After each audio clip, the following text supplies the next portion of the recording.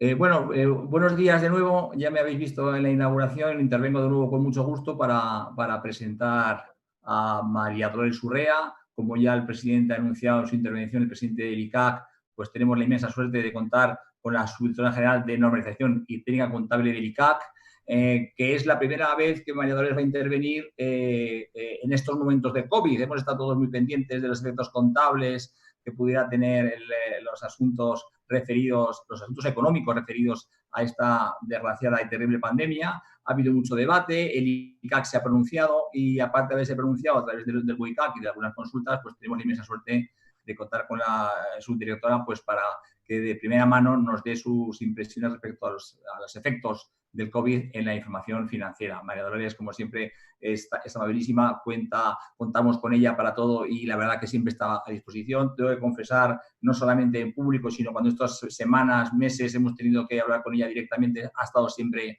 a nuestra disposición. Así que, María Dolores, muchas gracias. María Dolores, permíteme un breve resumen de tu currículum, además del cargo que en este momento ocupas y que acabo de decir de subdirectora general del ICAC. Eres vocal del Comité Consultivo de Contabilidad, eres secretaria del Consejo de Contabilidad, eres miembro del FRAG Board, eres inspectora de Seguros del Estado, licenciada por Ciencias Económicas por la Universidad de Murcia, que yo no sé qué tiene esa universidad, cuántos buenos profesionales conozco aquí de Murcia, muchos de ellos me estarán escuchando, luego me pasarán WhatsApp y me dirán, bien dicho Paco, lo digo porque lo pienso, no porque tenga amigos y muchos y amigas en esa comunidad autónoma, y eres también licenciada en Derecho por la UNED. Así que, pues, en fin, gracias. Es una primicia que estés hoy con nosotros y que manifiestes tus opiniones contables desde la óptica del regulador.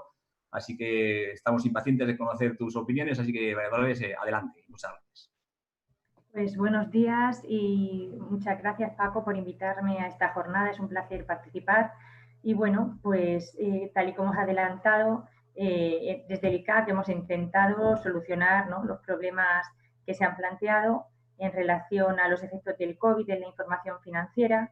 Y yo lo que pretendo con mi participación es, pues exponer, por un lado, los efectos que han tenido pues, tanto el Real Decreto del estado de alarma como los sucesivos Reales Decreto Ley publicados en lo que se refiere al plazo para la formulación, auditoría y aprobación de las cuentas anuales, así como también, bueno, el Real Decreto Ley que se ha referido a la suspensión de la causa de disolución por pérdidas para el ejercicio 2020. Y luego, bueno, pues veremos el efecto del COVID, el impacto que tiene las cuentas anuales en determinadas materias, como son en hechos posteriores al cierre, el marco de información financiera aplicable. Estos dos temas ya los ha tratado, como ha dicho Paco, la consulta 3 del BOICAC 121 de marzo, que está publicada en nuestra web. Y luego, bueno, pues otros aspectos diferentes que ya se han tratado a lo largo de esta jornada, pero bueno, que mencionaré yo, como es el deterioro de valor de los activos, los contratos de arrendamiento, ¿vale? Veremos cómo, bueno, mencionaré el efecto de, si bien la NIF 16, ¿no?, que nosotros no tenemos incorporada a nuestro plan contable, ha tenido que hacer unas modificaciones para hacer determinados alivios, ¿no?, especialmente a los arrendatarios. ¿Qué pasa? ¿Cuál es la aplicación de acuerdo con nuestro plan contable?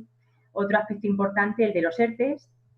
Y bueno, pues otros aspectos que pueden quedar afectados como consecuencia de los efectos del COVID, que son pues la provisión por contratos onerosos o la renegociación de deudas, y por último una reflexión sobre la aplicación del resultado del ejercicio 2019.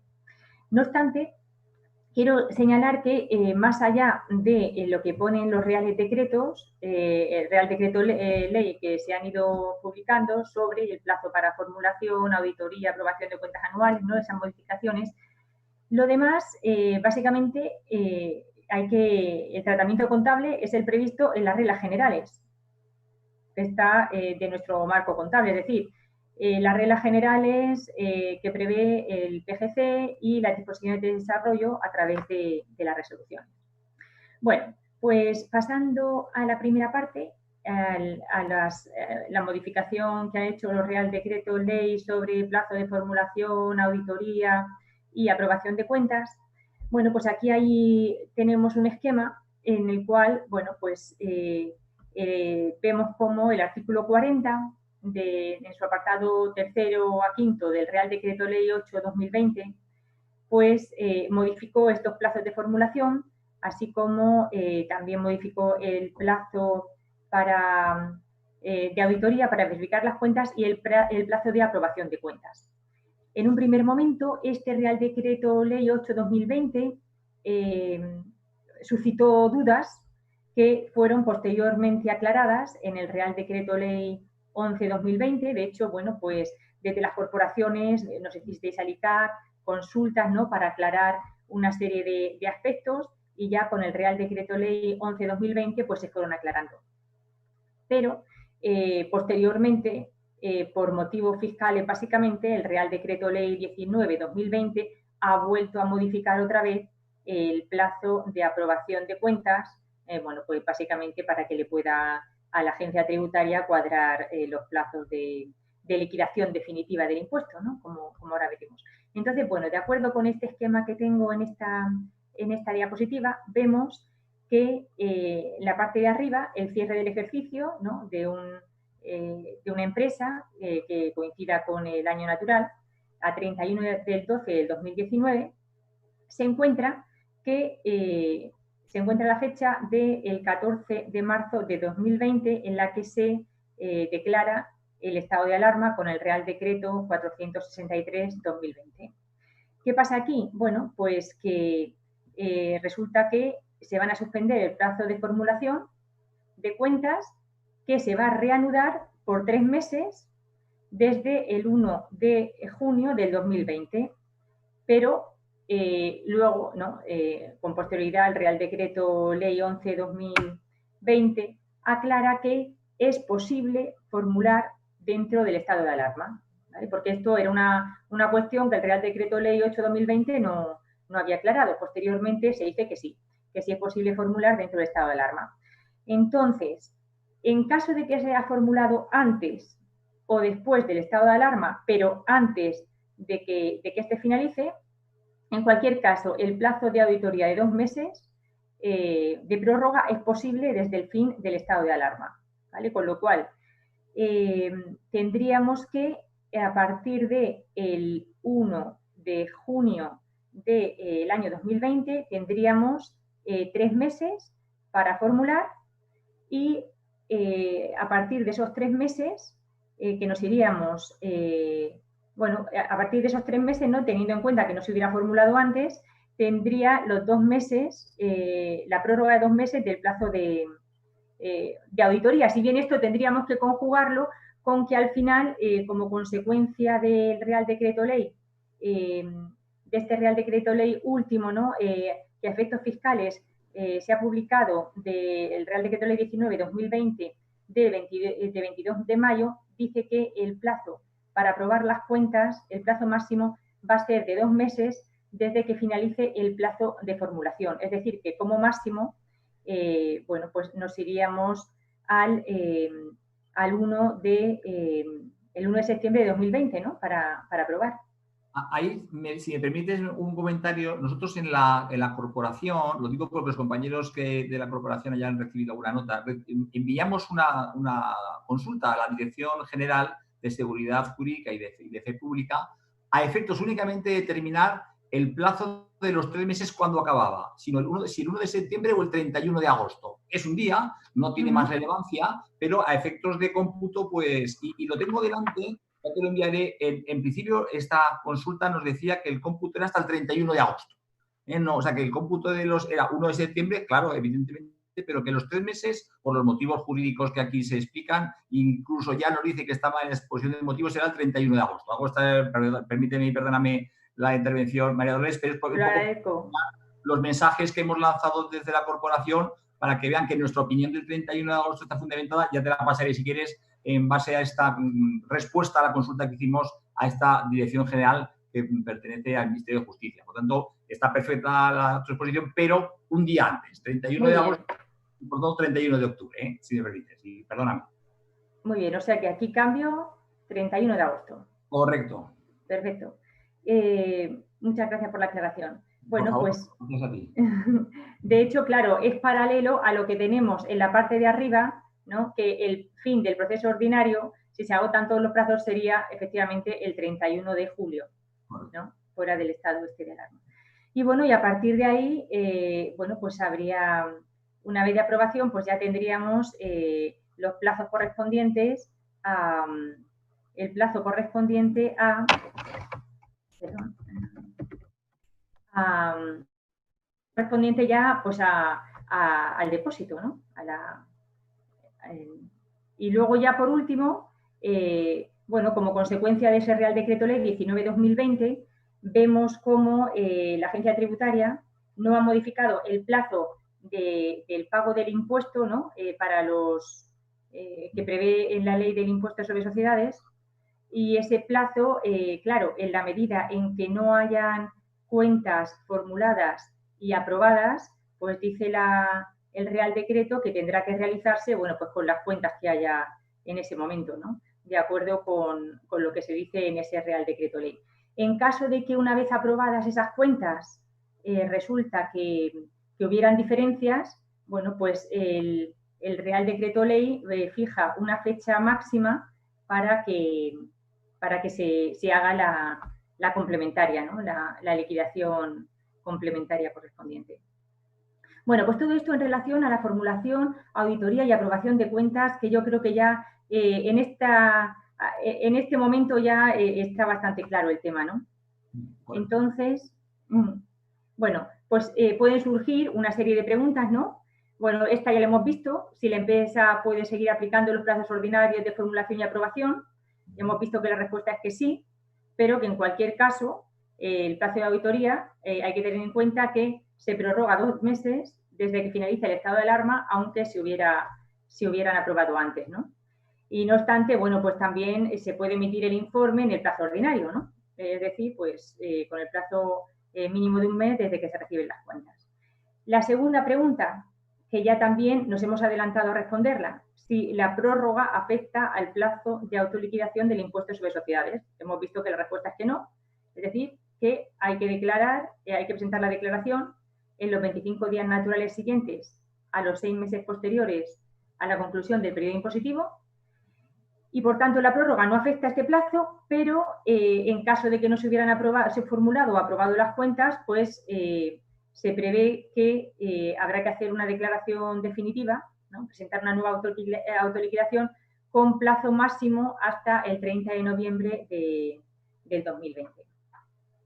Bueno, pues esto es realmente los efectos del COVID en la información financiera que se han ido incorporando como consecuencia del Real Decreto del estado de alarma y de los sucesivos Real Decreto Ley. A esto quería además añadir el tema de la suspensión de la causa de disolución por pérdidas, que se incorpora en el artículo 18 del Real Decreto Ley 16/2020, en la que, bueno, pues lo que se acuerda es que a los solos efectos de determinar la concurrencia de la causa de disolución que prevé el artículo 363.1 del texto respondido de la Ley de Sociedades de Capital, pues no se van a tener en consideración las pérdidas del ejercicio este 2020, ¿vale? Pero sí se van a tener en cuenta en el resultado del ejercicio 2021, si hay pérdida, que deje reducido el patrimonio neto a una cantidad inferior a la mitad del capital social. Entonces, bueno, habría que a lo mejor interpretar qué pasa en un ejercicio que no coincide con el año natural. Es decir, un ejercicio que empiece en el 2020, pero que acabe en el 2021. Esto la norma no lo contempla, ¿no? Habría que interpretarlo. Bueno, pues pasamos entonces a impactos en las cuentas anuales de hechos concretos. En primer lugar, el de los hechos posteriores al cierre y el marco de información financiera aplicable, también el deterioro del valor de los activos, que hemos contemplado en la consulta 3 del BOICAC 121 de marzo del 2020. ¿A qué se refiere esta consulta? A precisamente si deben realizarse ajustes al cierre del ejercicio que finaliza el 31 de diciembre del 2019, de acuerdo con lo que establece la norma de registro y valoración 23 de hechos posteriores al cierre del ejercicio del Plan General Contable como consecuencia de la promulgación del Real Decreto del estado de alarma, y también cómo se aplicaría, si sería aplicable o no el principio de empresa en funcionamiento. Este tema pues ha surgido, ¿no? ha suscitado muchas dudas, ¿no? Si el tema de los hechos posteriores y el tema de la no aplicación del principio de empresa en funcionamiento. Bueno, pues básicamente, a ver, básicamente tenemos aquí otra vez el esquema, ¿no?, del cierre del ejercicio a 31 de diciembre del año 2019. En una situación normal, ¿no?, habría que formular a 31 de marzo del 2020, con lo cual esos serían los hechos posteriores del plazo ordinario. Habría un plazo de reformulación hasta que se convocara la Junta General, ¿no?, que en condiciones normales sería hasta el 1 de junio del 2020.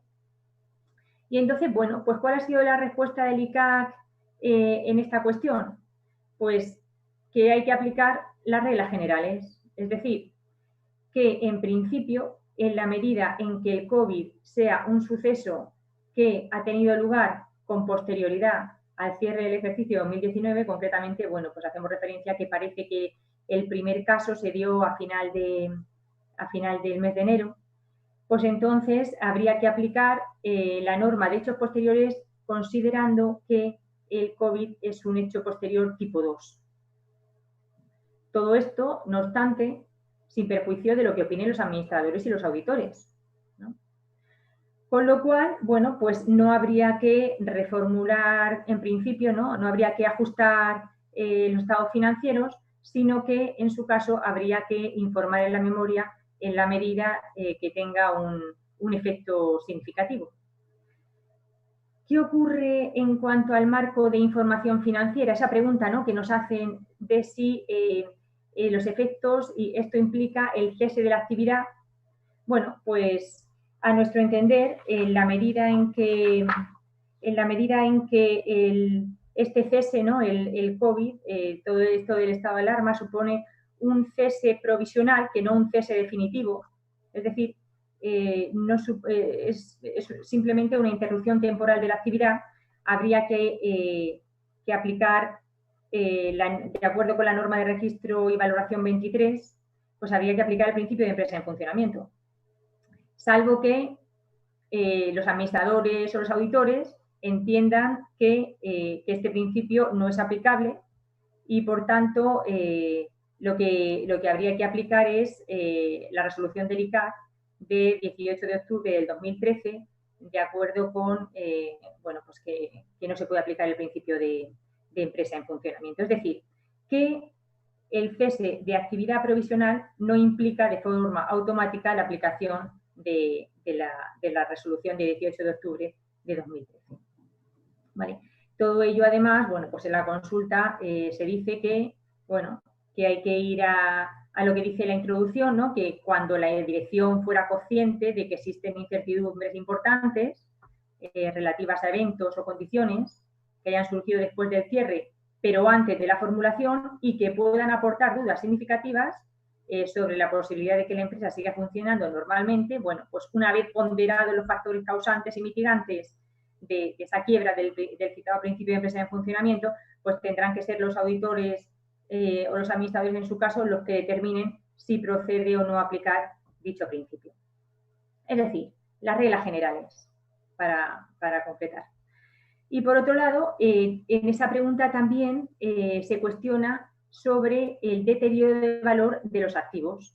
Es decir, si ya antes de formular se detecta una caída muy importante del valor de los activos, si habría que reformular las cuentas o habría que ajustar el balance. Bueno, pues aquí volvemos otra vez a la consideración de hecho posterior al cierre, en la medida que esos deterioros se hayan producido por las circunstancias del COVID, que no son imputables al 2019, sino al 2020, pues habrá que aplicar las reglas generales y, por tanto, esos deterioros, en su caso, si se mantienen al cierre del 2020, pues tendrán que imputarse al ejercicio 2020.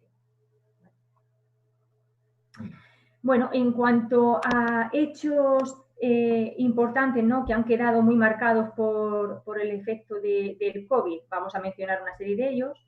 En primer lugar, este del deterioro de los activos financieros disponibles para la venta, en el cual, bueno, pues aquí vemos en estos cuadros que a fecha de ayer, 18 de junio del 2020, cómo ha caído en el IBEX 35 la cotización, ¿no?, de determinados valores.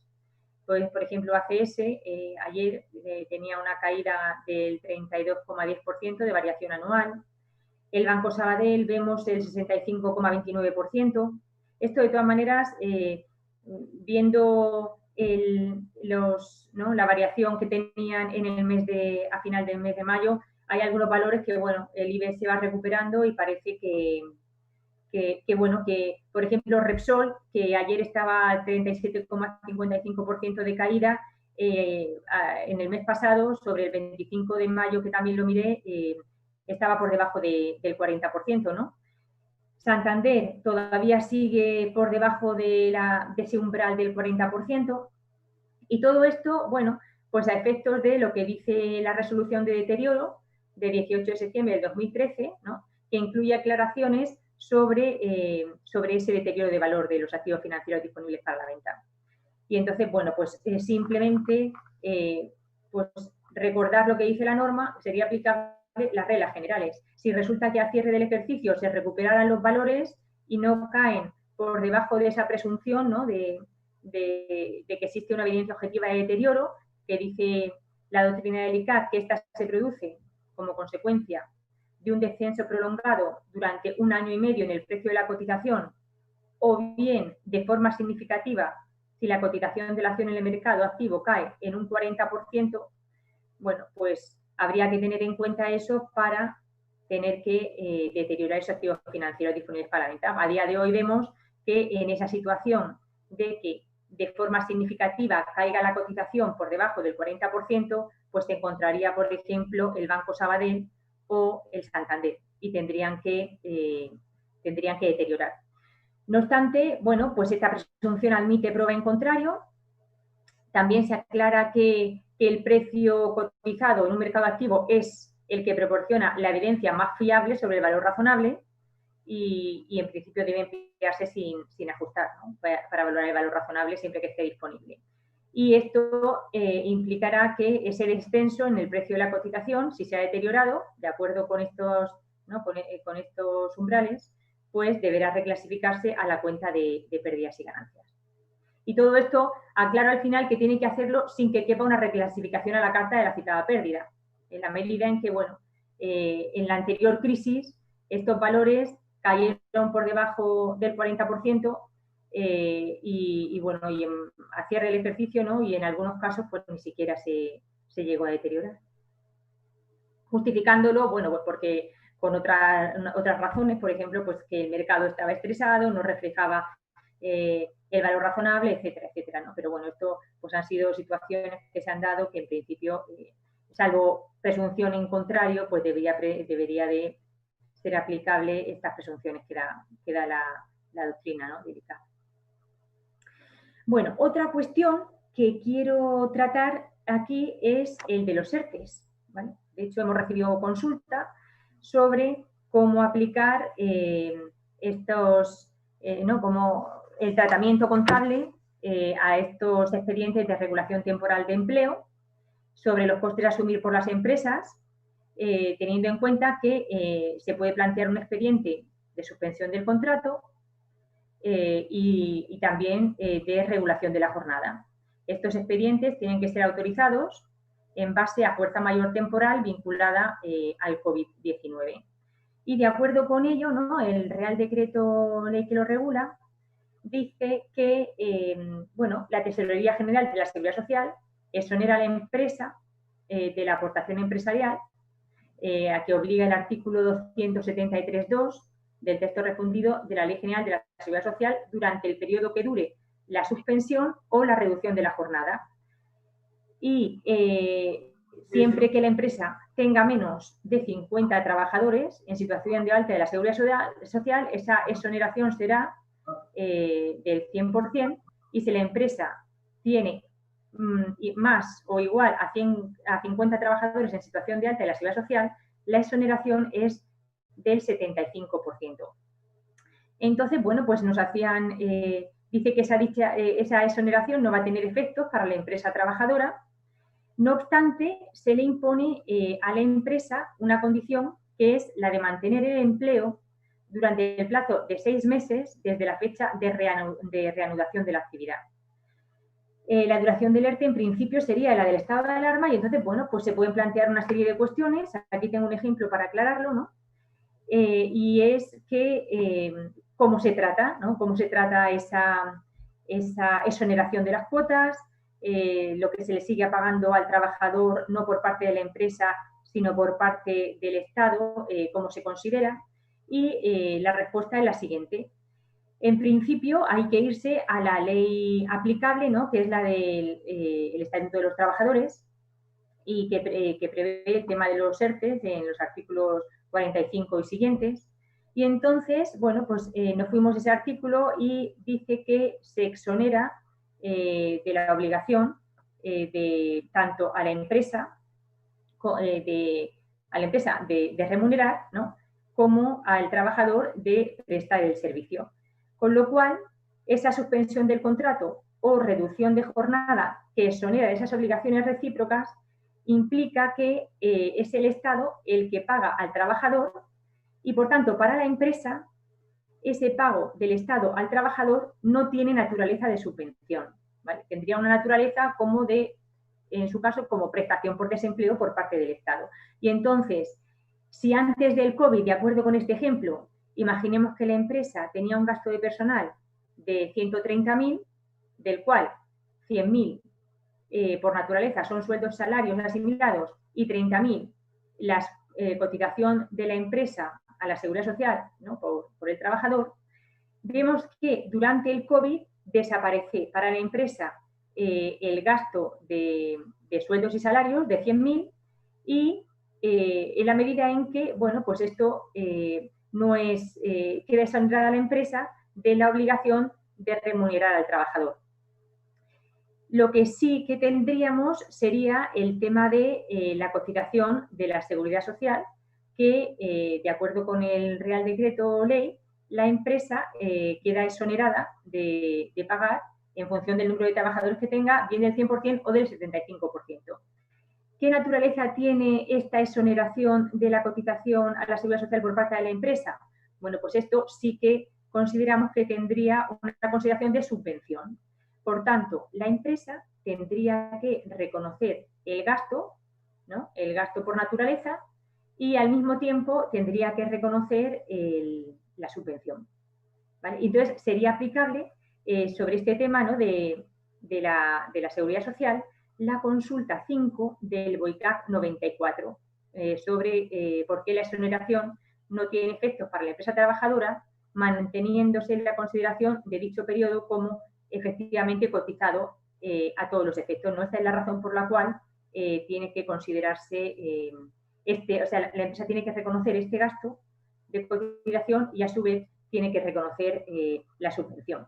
Asimismo, en línea con esta consulta del BOICAC 94, en la medida que dichas bonificaciones se hagan efectivas a través de la reducción de las cuotas de la Seguridad Social a cargo de la empresa, puede admitirse que dicho importe minore el gasto ocasionado por este concepto, siempre y cuando, bueno, pues de acuerdo con el principio de importancia relativa, la variación que ocasione en este registro contable sea poco significativa, ¿vale? O sea que sería aplicable lo mismo, ¿no? De forma análoga la consulta 5 del BOICAC 94.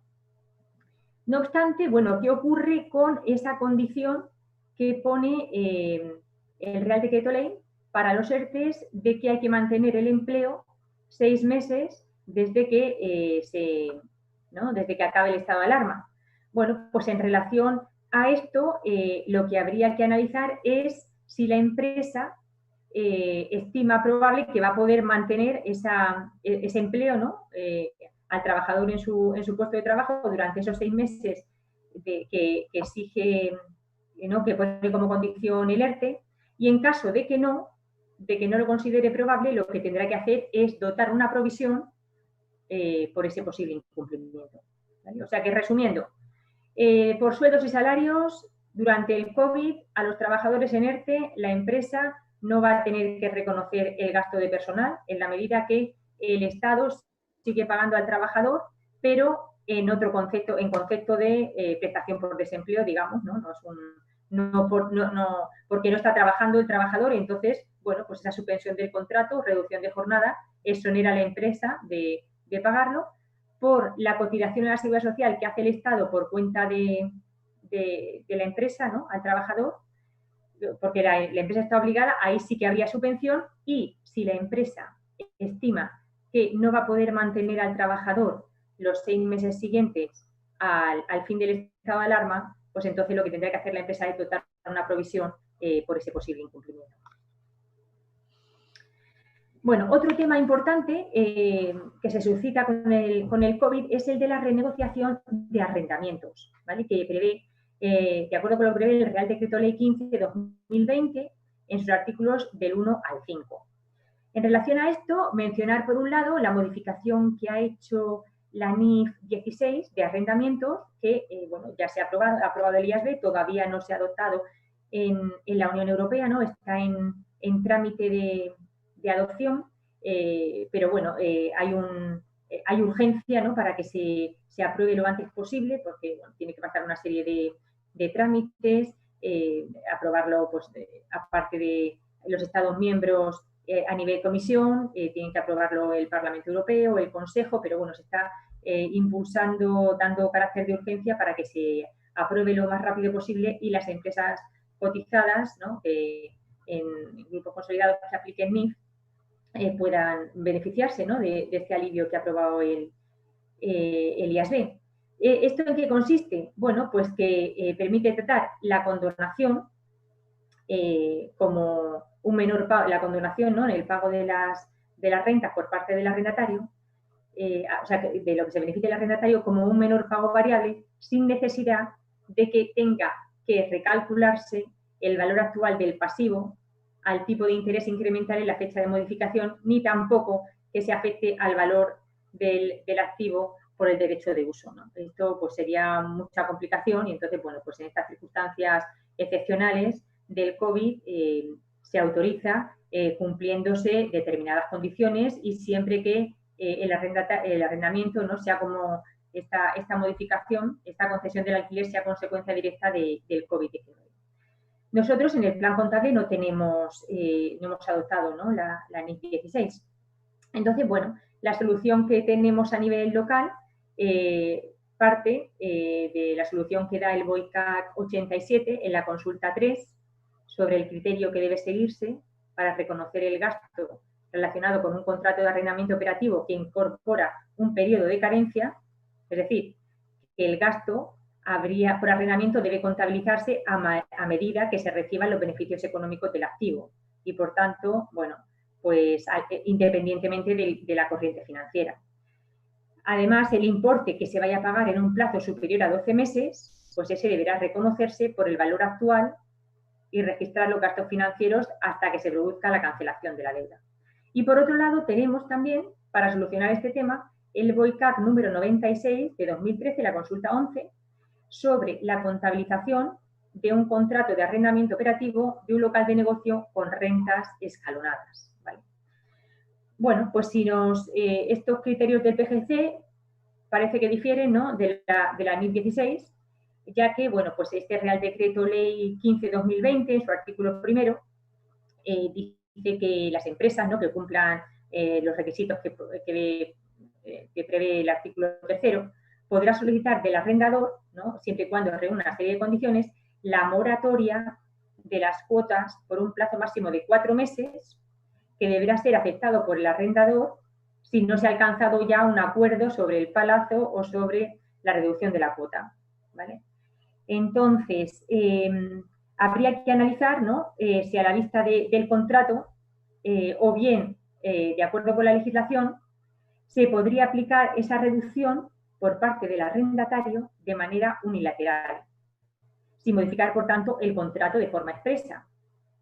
En ese caso, ¿qué tendría que hacer el arrendatario? Bueno, pues minorar el gasto por arrendamiento mensual en el importe de esa minoración, y eso no tendría impacto en los meses futuros que no están afectados por esa condonación. Es decir, que en ese caso que pudiera el arrendatario de manera unilateral aplicarse, ¿no? esa reducción, habría que registrarlo como una cuota contingente negativa.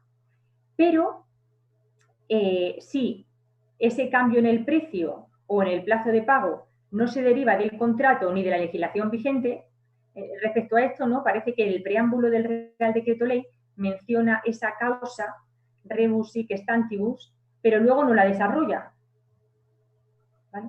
Con lo cual, en ese caso de que no se derive del contrato ni de la legislación vigente esa modificación, pues los efectos de la modificación contractual se van a tratar como un incentivo. ¿Y eso qué implica?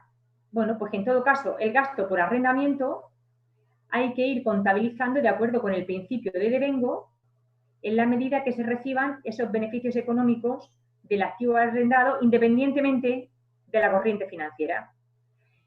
¿De qué forma? Bueno, pues salvo mejor evidencia, hay que hacer una distribución de forma lineal, distribuir de forma lineal el importe total de la contraprestación en el plazo contractual, ¿no? De acuerdo como señala pues, las consultas que hemos mencionado, la consulta del BOICAC 87, la del BOICAC 96.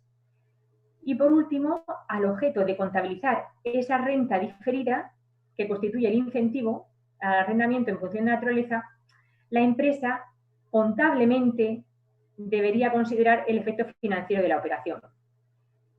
Sin perjuicio de ello, el Real Decreto Ley dice que el arrendatario, ¿no? En caso, como consecuencia de la demora, como consecuencia de la moratoria, la renta se va a pasar sin penalización ni devengo de intereses, ¿no? Mediante el fraccionamiento de las cuotas en un plazo de 2 años dentro del plazo de vigencia del contrato de arrendamiento.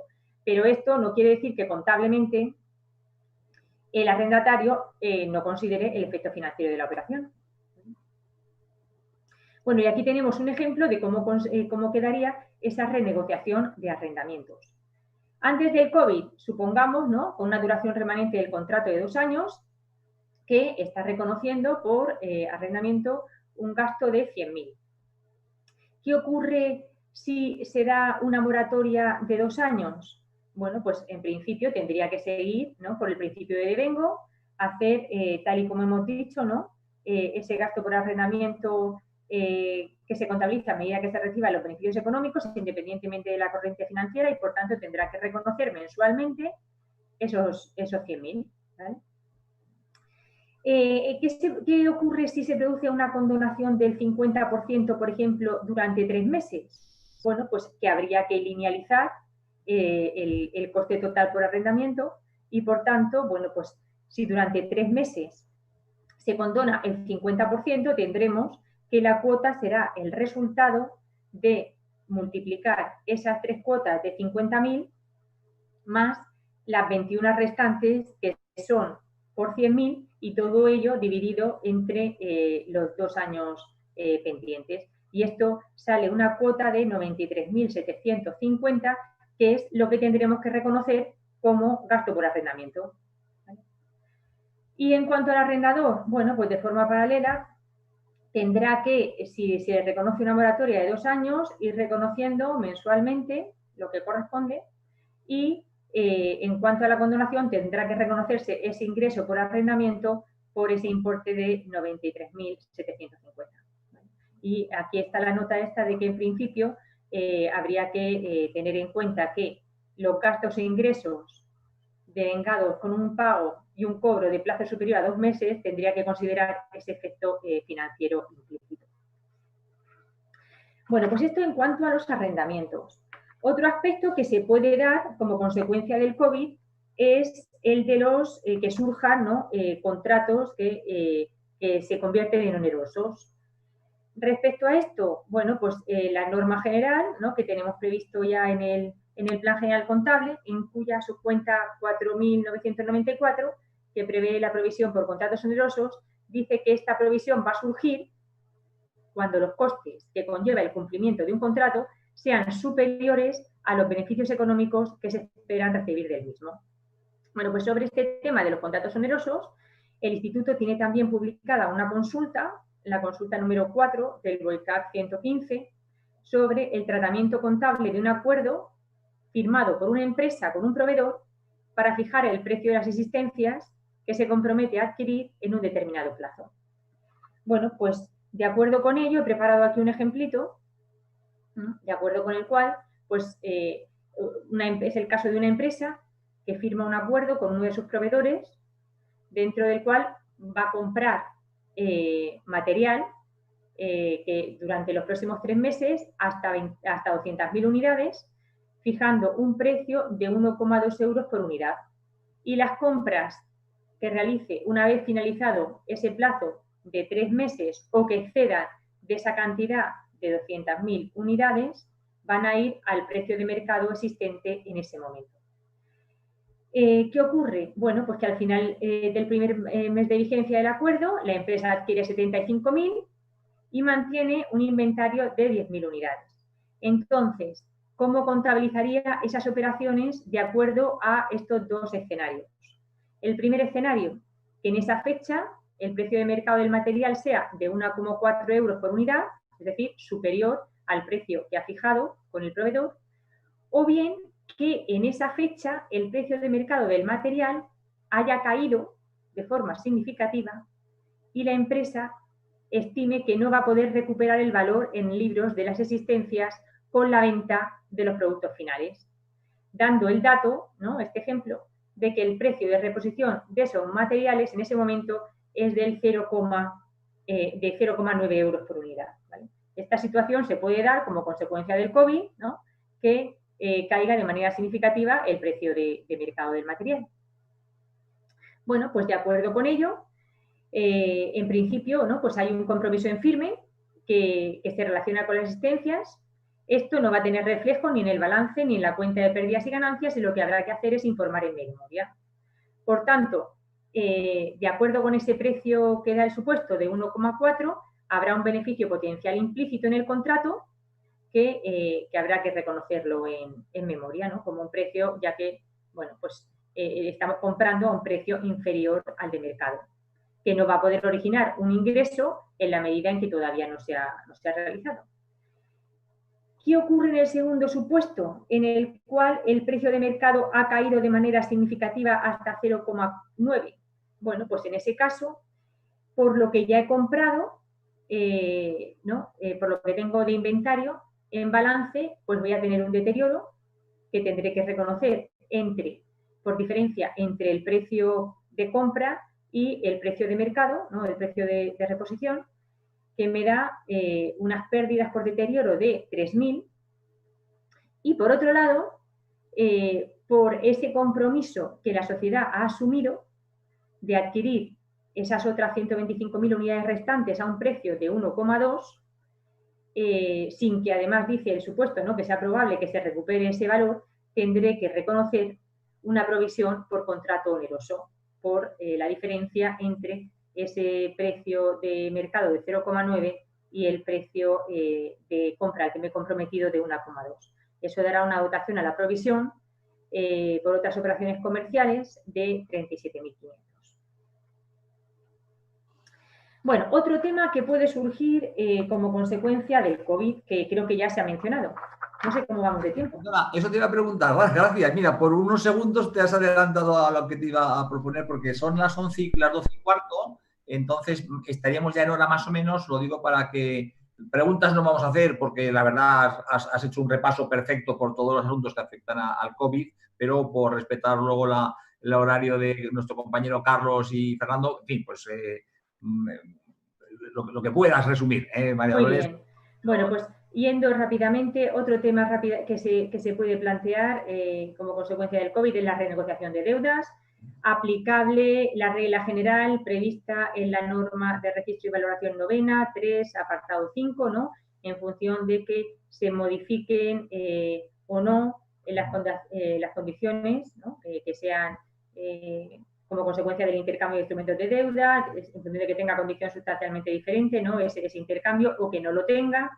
Entonces, bueno, pues pues aquí había preparado un ejemplo, ¿no? Pero bueno, que estos son las reglas generales, para ver si como consecuencia de lo que prevé la norma de que esas condiciones de contratos se consideran sustancialmente diferentes cuando el valor actual de los flujos de efectivo del nuevo pasivo financiero, incluyendo comisiones netas cobradas o pagadas, sea diferente al menos en un 10% del valor actual de los flujos de efectivos remanentes del pasivo original, bueno, pues ambos hay que actualizarlos al tipo de interés efectivo del original y entonces ver si, bueno, pues en función de eso habrá que ver el tratamiento, no había que preparar un ejemplo en el cual hay que ver si supera o no ese porcentaje del 10% para ver si hay que dar de baja y reconocer el nuevo o no.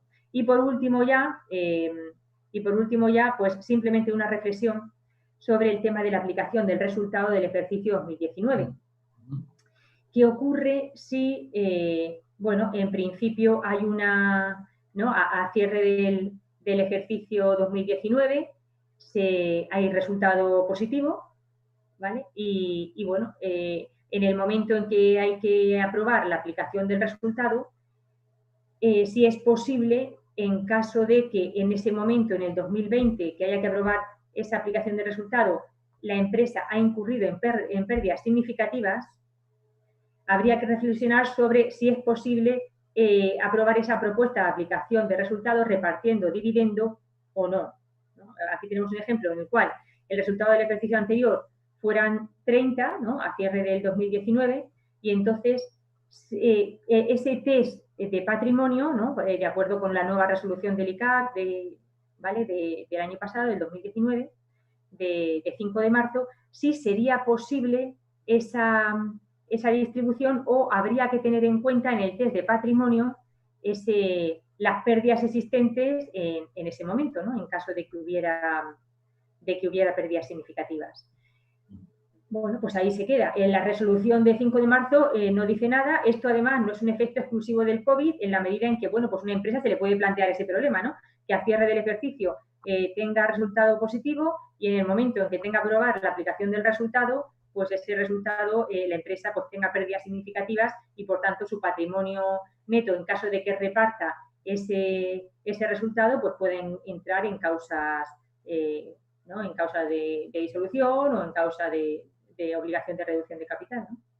Y bueno, y por mi parte, pues dado que tenemos poco tiempo, pues poco más. Os agradezco muchísimo y me da pena que no haya tiempo para preguntas, pero espero que haya quedado básicamente claro.